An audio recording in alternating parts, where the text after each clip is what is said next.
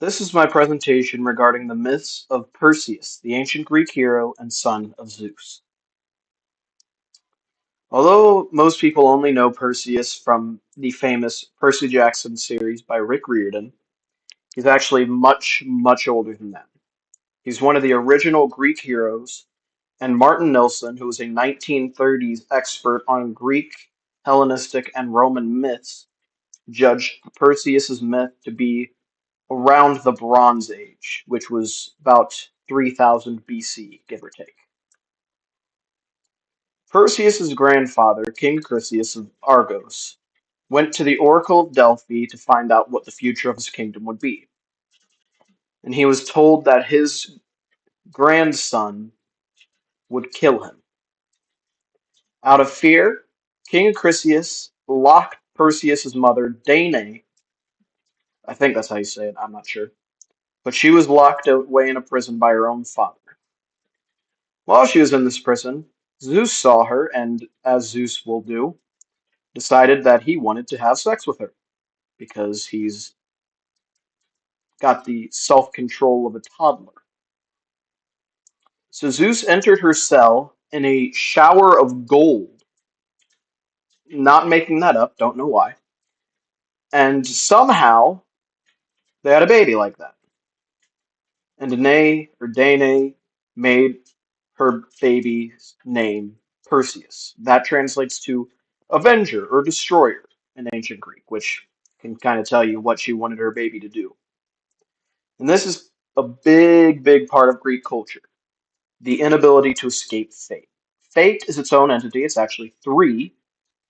And in Greek mythology, those three fates get very angry when mortals try to escape their destiny. A common theme throughout Greek myths and plays is self-fulfilling prophecy. And here we see King Acrisius trying to run away from this prophecy that his grandson would kill him by locking his own daughter up. She becomes resentful of him and names her baby Avenger. And I don't think it's because he's going to be friends with Iron Man. Perseus and his mother were put in a box after it was discovered that she had her son, and they were sent across the ocean with help from Papa Zeus and Uncle Poseidon, and landed on the island kingdom of Seriphos. It's also spelled Seriphis, depends on what you read, it's inconsistent. Dictys, a fisherman and the brother of Seriphos' king, takes Danae and her child to his brother. King Polydectes allowed Perseus to grow up under the care of either Dictys or the Temple of Athena. Again, inconsistent, depends on what you read. Polydectes, meanwhile, becomes increasingly lustful for Dana. This was in all the myths. So apparently Polydectes just really kind of like Zeus, wouldn't give up.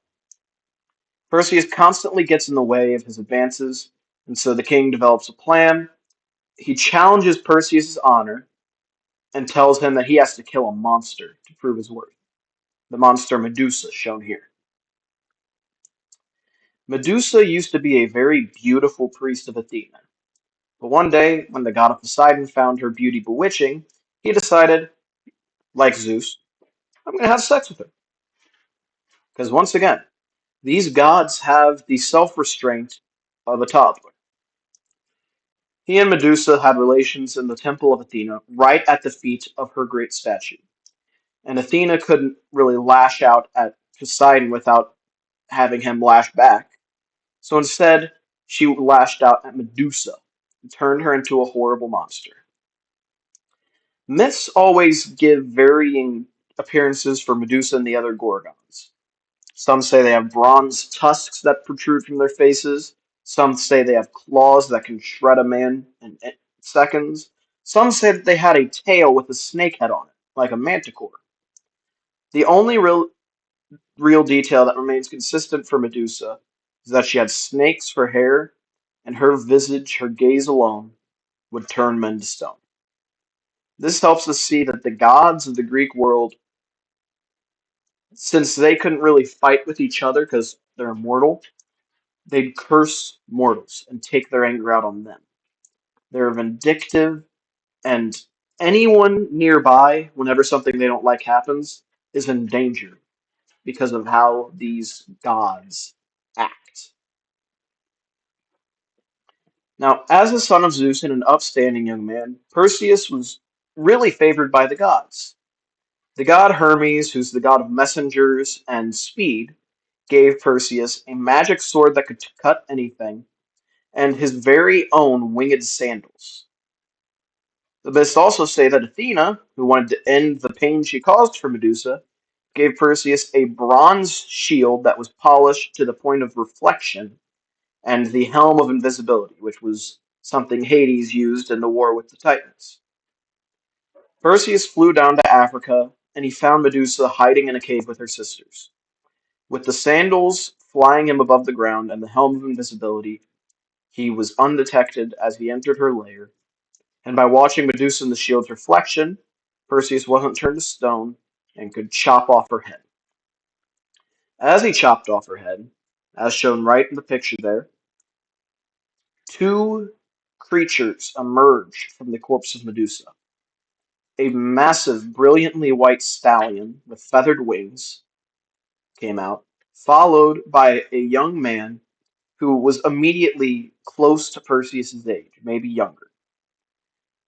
And not only did Athena curse Medusa with a face that literally turns anyone who looks at her to stone, Medusa was forced to be pregnant all this time, unable to bring these children into the world. And we know they're Poseidon's children because of the Pegasus, the winged horse, because Poseidon's the god of horses. And the boy, whose name would be Chrysaor, ended up becoming a pirate, living on his father's seas. After he killed Medusa, Perseus started the long flight back to Seriphos, and on his way, he saw and fell in love with a beautiful young woman who was tied to a wooden pillar at the coastline of the kingdom of Ethiopia. Her name was Andromeda, and she was being sacrificed to Cetus, a sea creature that was sent by Poseidon to terrorize the kingdom. Andromeda's mother, Cassiopeia, was full of herself and decided to compare herself to the Nereids, Poseidon's personal 50 attendants of beautiful sea nymphs. In response for her hubris, Poseidon sent the monster Cetus, who was a people-eating, fire-breathing kraken kind of creature. It's horrifying. Perseus turned Cetus to stone with Medusa's head. He untied Andromeda, and he went back to ask the king for Andromeda's hand in marriage. A man named Phineus demanded Andromeda's hand, claiming she was betrothed to him.